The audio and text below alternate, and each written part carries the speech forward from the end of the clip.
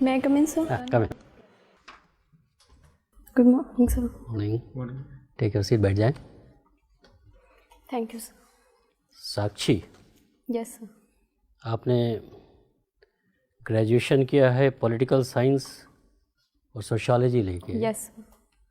ये पास कोर्स या ऑनर्स है पॉलिटिकल साइंस? सर ग्रेजुएशन किया है. हाँ. रेगुलर हूँ. अच्छा, रेगुलर ग्रेजुएशन, ऑनर्स नहीं किया है? ऑनर्स अभी मैं कर रही हूँ, हिस्ट्री से एमए. हिस्ट्री से एमए कर रही हैं अभी जी आप? सर. अच्छा. फर्स्ट विंग है. तो आप पॉलिटिकल साइंस का अध्ययन किया, सोशियोलॉजी का अध्ययन किया, अब आप इतिहास पढ़ रही हैं. Yes sir. क्यों? सर जब मैंने ग्रेजुएशन किया तो जो सब्जेक्ट्स कॉलेज में अवेलेबल थे वो ले लिया.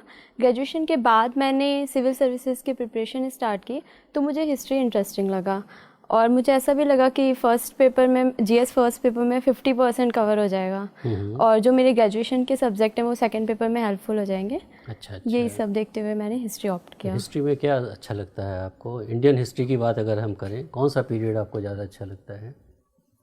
सर इंडियन हिस्ट्री में Indian national movement. Indian national movement. Yes sir. ऐसी कौन सी स्टोरी है इंडियन नेशनल मूवमेंट की जो आपको सबसे ज़्यादा इंस्पायर करती है? सर जिस तरह से हमारे देश में पहले उग्रवाद, फिर उदारवाद, फिर गांधी जी ने अंग्रेज़ों का मुकाबला किया, रणनीति बनाई, गांधी जी की जो रणनीति रही और जिस तरह से पूरे देश ने सहभागिता की, ये सब चीज़ें देख के बहुत ही एनर्जी आती है और अच्छा लगता है पढ़ के. मान लीजिए आप सिविल सर्वेंट हो जाते हैं तो जो भी आपने टेक अवेज है, जो इंस्पायर्ड हो के जो भी आपने सीखा है, समझा है, उसका कैसे उपयोग करेंगी आप अपने जीवन में? Sir civil servant Indian national movement से. हाँ. सर इंडियन नेशनल मूवमेंट से मैंने ये सीखा है कि हमारे समाज में विभिन्न धर्मों के लोग हैं और हमें हमेशा सबको साथ लेकर ही चलना होगा. अगर कभी भी हम किसी एक पक्ष में जाते हैं या वोट बैंक राजनीति इन सब के चलते किसी एक धर्म का सपोर्ट करते हैं तो उसके परिणाम गलत आते हैं. इसीलिए हमेशा सोसाइटी के हर वर्ग को साथ लेके चलना होगा. दूसरा मैंने ये सीखा है कि पीपल पार्टिसिपेशन बहुत रिक्वायर्ड है. तो एज अ सिविल सर्वेंट मैं हमेशा जब भी कुछ भी काम करूँगी मैं कोशिश करूँगी कि रोल ऑफ पीपल हमेशा इम्पॉर्टेंट हो, उनका फीडबैक लेती रहूँगी और इसके अकॉर्डिंग अपनी पॉलिसीज़ में चेंज करती रहूँगी. तीसरा मैंने ये सीखा है कि महिलाओं का रोल बहुत इम्पॉर्टेंट होता है और एज अ सिविल सर्वेंट मैं हमेशा कोशिश करूँगी कि वुमेन इक्वलिटी हो, वुमेन भी आगे आके अपना रोल पूरा करें. वुमेन इक्वालिटी से आप क्या मीन करती हैं जब आप कह रही हैं वुमेन इक्वालिटी हो? सर वुमेन इक्वालिटी से मेरा मतलब है कि इकोनॉमिक, पॉलिटिकल, सोशल हर क्षेत्र में उन्हें बराबर का अधिकार मिले, न ज़्यादा न कम. अगर वो किसी चीज़ की योग्यता रखती हैं तो उनको अवसर मिले. ऐसा नहीं कि वो सिर्फ फीमेल हैं इसलिए उन्हें रोक दिया जाए. संविधान ने तो दिया हुआ है इक्वालिटी का राइट. सर कॉन्स्टिट्यूशन ने दिया हुआ है लेकिन हमारा सोशल माइंडसेट पैट्रियार्की बन गया है जिस वजह से काफ़ी उनके लिए सेक्टर्स लिमिटेड कर दिए गए हैं. ये चीज़ नहीं होनी चाहिए. मान लिया जाए आपको डिस्ट्रिक्ट मजिस्ट्रेट बना दिया जाता है, आप यूपी की रहने वाली हैं ना? Yes sir. यूपी के किसी ज़िले में आपको डिस्ट्रिक्ट मजिस्ट्रेट बना दिया जाता है. Yes sir. पहली बात आपने की कि आप चाहेंगे कि कम्युनल हार्मोनी बनी रहे. Yes sir. Vote bank politics में हम लोग ना पड़े. और एक ही दिन आपको हिंदू समाज आता है आपके पास, कहता है कि साहब हमें रामनवमी का जुलूस निकालना है. मुस्लिम समाज आता है आपके पास कि साहब हमें आज तजिया निकालना है और एक ही रूट से निकालना है हमें. एज डिस्ट्रिक्ट मजिस्ट्रेट आप क्या करेंगी? सर यहाँ पे दोनों दलों की भावनाओं का सम्मान करना चाहिए क्योंकि दोनों ही अपने अपने धर्म को एक तरह से रिप्रेजेंट करना चाहते हैं. इसके लिए मैं उनके लीडर जो भी होंगे उनसे बात करूँगी कि वो एक ही जगह से निकालना, या तो वो अलग अलग रास्ते चुन लें, बट अगर उनकी ज़िद है कि एक ही जगह से निकालना है तो टाइम में थोड़ा सा अंतर कर दिया जाए जिससे दोनों सद्भावना से अपना काम कर सकें. अच्छा, आपने अपने हॉबीज़ में घूमर डांस की जिक्र की है आपने. यस. ये क्या होता है Ghoomar dance? Sir Ghoomar dance एक राजस्थानी फोक डांस है जिसमें कुछ विशेष तरह के सॉन्ग होते हैं जैसे घूमर रमवाने सा, टूटे बाज, इस तरह के सॉन्ग्स पे डांस किया जाता है और इसमें परंपरागत ड्रेस पहनी जाती है, लहंगा, चुन्नी, और ट्रेडिशनल रूप से जब घूमर किया जाता था तो एक ट्रांसपेरेंट घूंघट भी लिया जाता था. ये घूमर कब की शुरुआत कब हुई थी और क्यों किया जाता था? सर इसकी शुरुआत भील जनजाति से ही मानी जाती है कि वो अपने समुदाय में खुशी के जब भी अवसर होते थे, जैसे किसी का जन्मदिन होता था या किसी की सालगिरह होती थी, फसल कटाई होती थी, तब घूमर के माध्यम से अपनी खुशी को प्रकट करते थे। और आगे ये राजस्थान में फैल गया। इसके बाद पास के राज्यों जैसे उत्तर प्रदेश, गुजरात में भी काफ़ी अच्छे से किया जाता है। हाल फिलहाल में एक कंट्रोवर्शियल मूवी बनी थी, हिंदी सिनेमा बनी थी, यस सर, जिसमें कि काफ़ी कंट्रोवर्सी हुई। उसमें एक घूमर डांस दिखाया गया था। आप बता सकती हैं कौन सी मूवी थी? सर पद्मावती। पद्मावती या पद्मावत? पद्मावत। पद्मावत मूवी आपने, उसमें घूमर डांस आपने देखा है? मूवी देखी है आपने? सर मूवी नहीं देखी है पर डांस देखा है। डांस देखा है आपने? जी सर। किसने गाना गाया है उसमें? सर श्रेया घोषाल। और सर चलिए कोई बात नहीं, हाँ सही। आपने आईपीएस चॉइस क्यों नहीं रखा? आप सर तो इतना कुछ करना चाहती है समाज के लिए, फिर आप क्या पुलिस में क्यों नहीं जाना चाहती हैं आप? सर इसके लिए फिजिकल रिक्वायरमेंट फुलफिल नहीं करती। अच्छा, ठीक। साक्षी आपके नाम का क्या अर्थ है? सर साक्षी से मतलब है प्रत्यक्षदर्शी, आई विटनेस। कोई और साक्षी नाम से कोई और फेमस व्यक्तित्व जिसके बारे में आपको पता हो?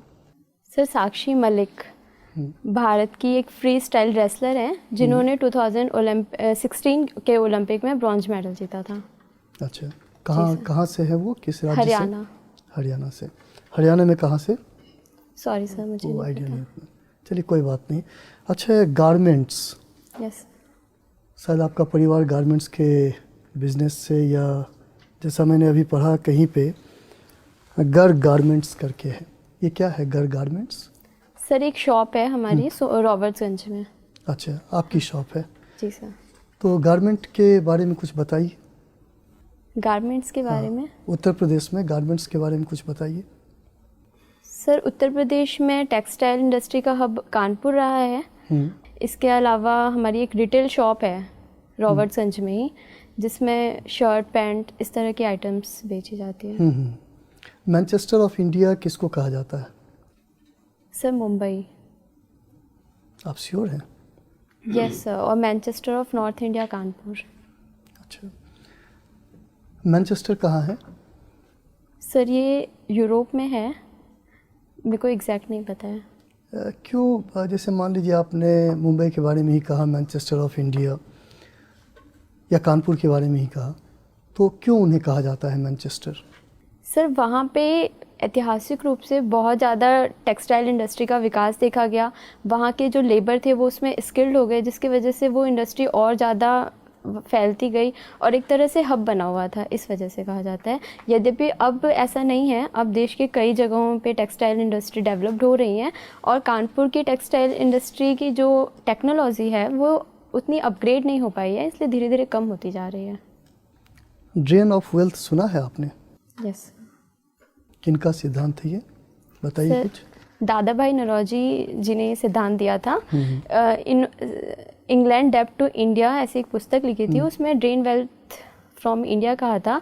उनका कहना था कि जो अंग्रेज हैं भारत में भू राजस्व, लगान इत्यादि के माध्यम से हमारी संपत्ति को विदेश लेके जा रहे हैं और इसका परिणाम ये हुआ है कि देश में पर कैपिटा इनकम केवल 20 रुपये रह गई है। इसको उन्होंने ड्रेन ऑफ वेल्थ कहा था। अच्छा, कोई मुझे ध्यान आ रहा है डैनियल डिफो की। डैनियल डिफो नाम सुना है आपने? Sorry sir. Robinson Crusoe? नहीं सर। सुना है ना? नहीं सुना है। रॉबिन्सन क्रूसो का भी नहीं सुना है? अच्छा, चलिए कोई बात नहीं है।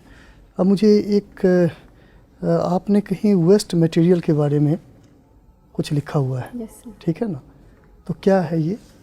सर ये मेरी इंटरेस्ट है।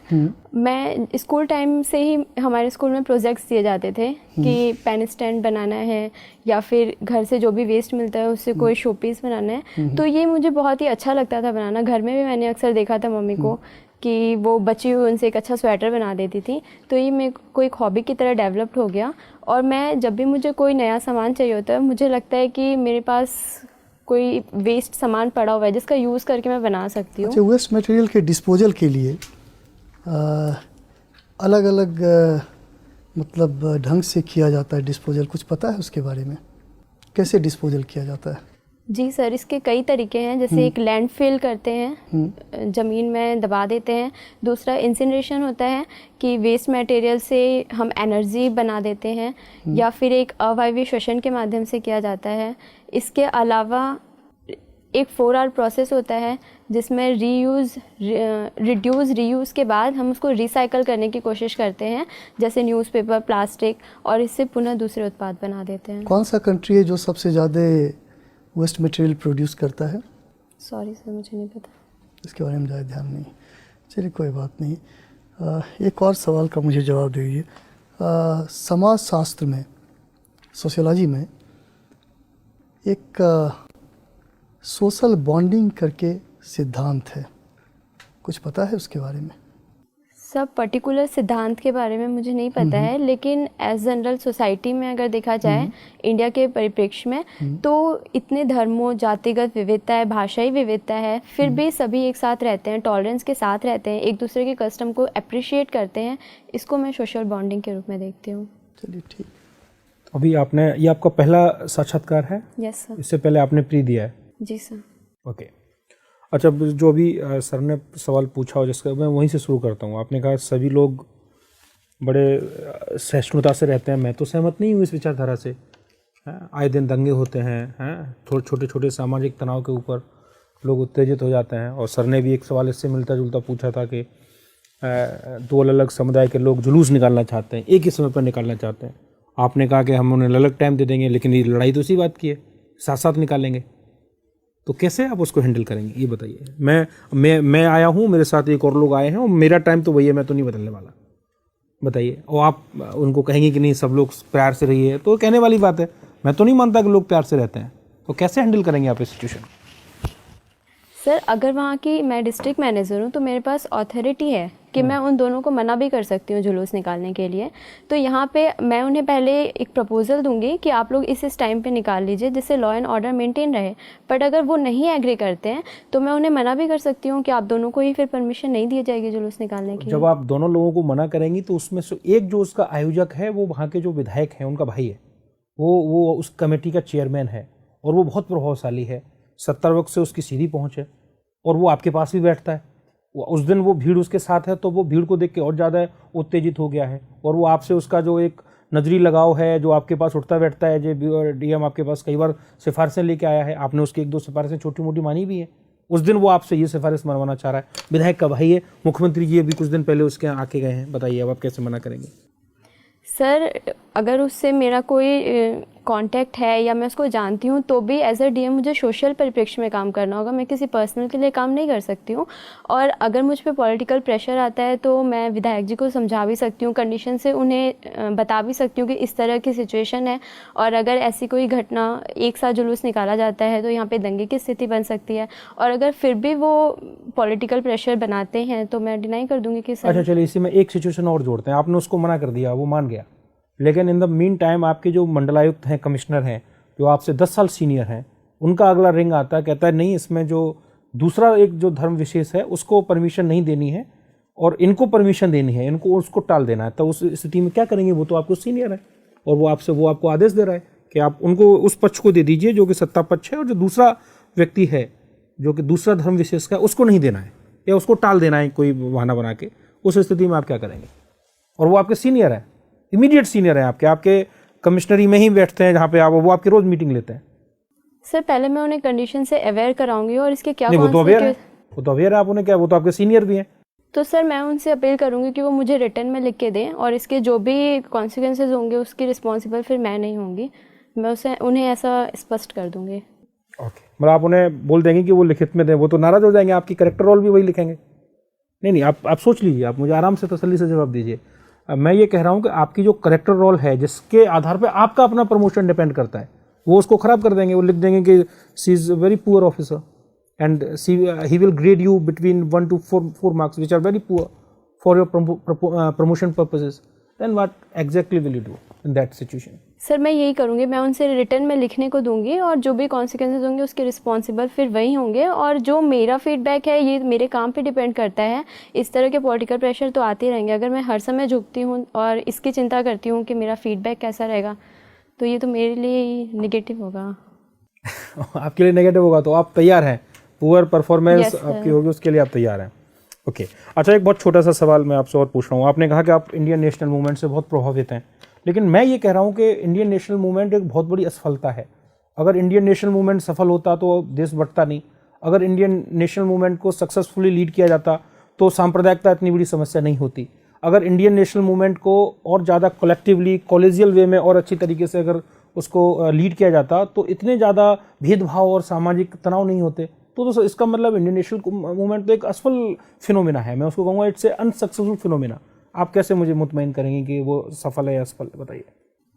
सर, इंडियन नेशनल मूवमेंट में यकीनन कुछ कमियां रही हैं। सांप्रदायिक, क्या कमियां है वो बताइए, क्या कमियां है? सर, सांप्रदायिक चिन्हों का प्रयोग किया गया, कई बार धर्म के आधार पर तुष्टीकरण की कोशिश की गई, जिसका ही परिणाम रहा कि हमें देश विभाजन देखना पड़ा।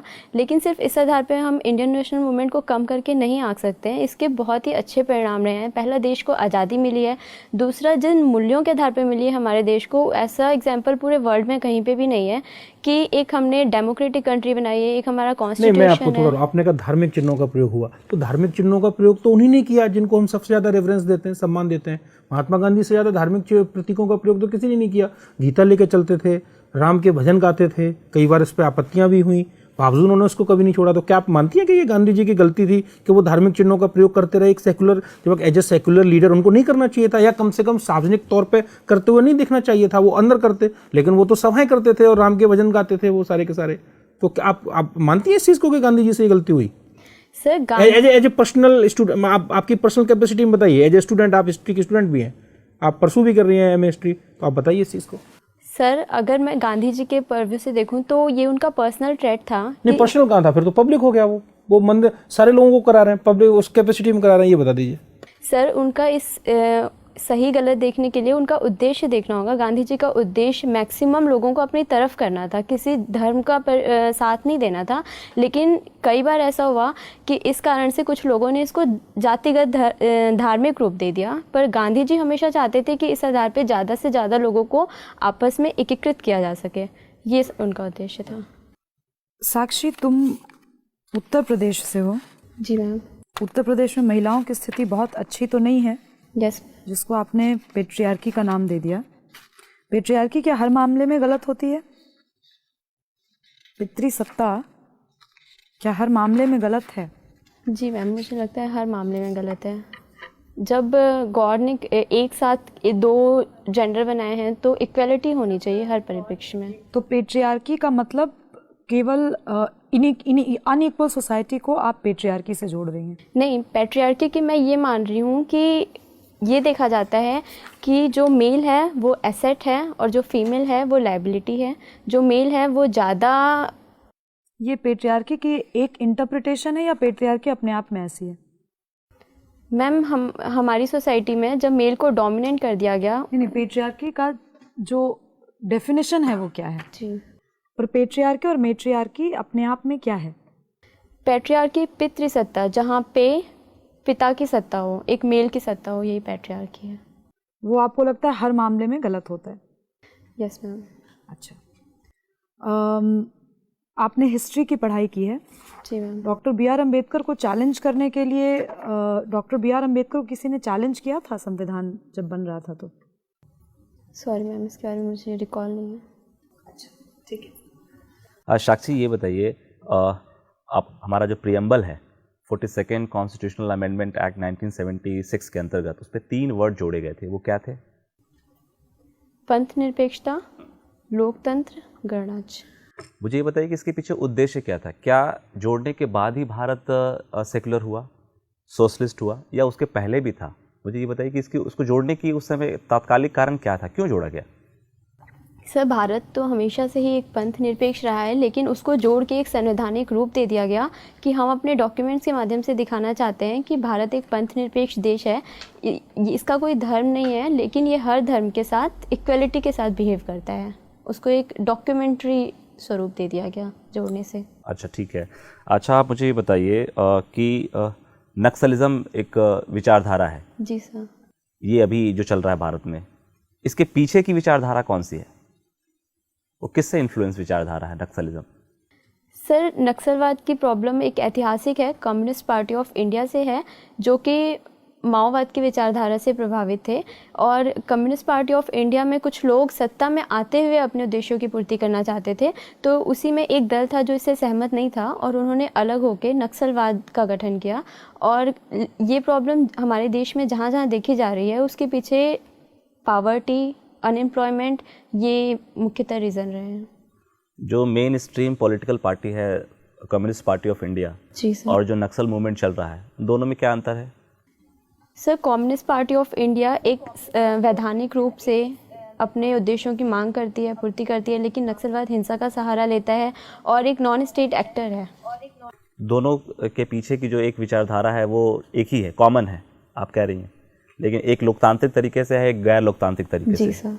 ठीक है, मेरा अंतिम प्रश्न आपसे है, बेटी बचाओ बेटी पढ़ाओ अभियान के बारे में सुना होगा आपने। यस। इसका एक मेन फोकस है कि जो PNDT एक्ट है हमारा, उसके प्रोविजंस को इफ़ेक्टिवली इम्प्लीमेंट करना। इसके बावजूद जिन डिस्ट्रिक्ट्स में इनको चलाया गया है, जो एक रिपोर्ट है, इंडिपेंडेंट रिपोर्ट है, अभी सेक्स रेशियो अभी भी वहाँ स्क्यूड है, कुछ भी क्वालिटेटिव चेंजेस नहीं आया। तो क्या किस तरह की चुनौतियाँ हैं, क्यों ऐसा क्यों? जैसे एक हमने टारगेट सेट किया और उस टारगेट तक पहुँचने के लिए एक प्रोसीजर डिफाइन किया, फिर भी हम वहाँ तक पहुँच नहीं पा रहे हैं उस लिमिटेड टाइम लाइन को ध्यान में रखते हुए, क्या कारण है? सर, इसका कई परिप्रेक्ष्य में आंसर देना चाहूँगी। पहले जो PCP-NDT एक्ट है वो सही तरीके से इम्प्लीमेंट नहीं हो पा रहा है, उसमें जितने रिक्वायरमेंट स्टाफ और फंड की फैसिलिटीज़ है वो नहीं दी गई है, जिसकी वजह से आज भी हर जगह पे देखा जाए अगर किसी को एबॉर्शन कराना है तो वो कुछ पैसे दे के करा लेता है। दूसरी बात ये है कि हमारी सोसाइटी का जो माइंडसेट बना हुआ है कि लड़की एक लाइबिलिटी है और अगर इसका जन्म होता है तो हमें डावरी कलेक्ट करनी पड़ेगी, इसकी सेफ्टी की प्रॉब्लम होगी, तो वो लड़कियों को जन्म नहीं देना चाहते हैं। और एक और मुझे रीज़न दिखता है कि आजकल संपन्न परिवारों में 1 बच्चे या 2 बच्चे की पॉलिसी देखी गई है। अगर उन्हें पहला लड़का हो जाता है तो फिर वो आगे बच्चे नहीं पैदा करते हैं, जिसकी वजह से भी सेक्स रेशियो पे फ़र्क दिखता है। साक्षी, आप गारमेंट बिजनेस से आपका परिवार जुड़ा हुआ है। जी सर। आजकल इंडिया साइज़ की चर्चा बहुत हो रही है, ये क्या है इंडिया साइज़? सर, हमारे देश में गारमेंट इंडस्ट्री हमेशा से ही हथकरघा उद्योग बहुत ही उन्नति पे रहा, लेकिन कभी भी इसके ब्रांडिंग नहीं की गई। हमारे जितने भी मटेरियल्स होते हैं इनके अपने साइज़ नहीं डिसाइड किए गए।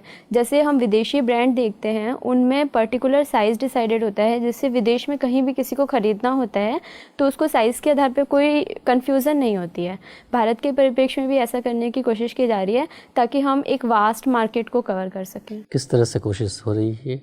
सर, इसमें इंडिया साइज़ बनाया जाएगा कि हम अपने मानकों के आधार पे 30, 32 जो भी साइज़ हैं उनको डिफ़ाइन करेंगे और उसको एज अ डॉक्यूमेंट्री प्रेजेंट करेंगे ताकि जो परचेज़ कर रहे हैं उन्हें आसानी हो। ऑनलाइन भी परचेज़ कर रहे हैं तो उन्हें आसानी हो। किन्हीं 3 देशों का नाम बताएं जहां ऑलरेडी स्टैंडर्डाइज हो चुका है। सॉरी सर, मुझे नहीं पता। बहुत बहुत धन्यवाद, आप जा सकती हैं। Thank you sir.